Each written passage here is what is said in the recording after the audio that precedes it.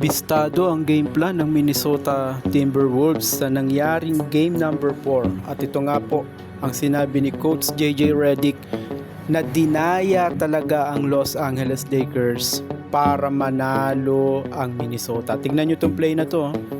Talagang inextend ng bantay ni Luka yung paa niya para maapakan dito.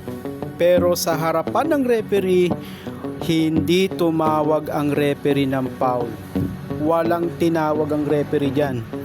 So ito ay isang harap-harapang pandaraya at marami pang iba mga crucial play na kung saan si Nico ni Gobert, si Austin Reeves, hindi tinawagan ng offensive foul si Gobert. Harap-harapan yun. Meron pang play na nasipa ni Julius Randle ang bola pero hindi rin tumawag ang referee.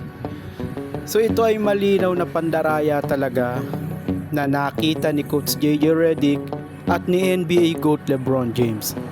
At hindi lang naman sila ang nakakita, saksi ang marami, lalo na mga nanood ng Game 4. Kaya nanalo ang koponan ng Minnesota sa Lakers. Yan lang naman kasi talaga ang tanging paraan para matalo nila si NBA GOAT LeBron James at ang Los Angeles Lakers.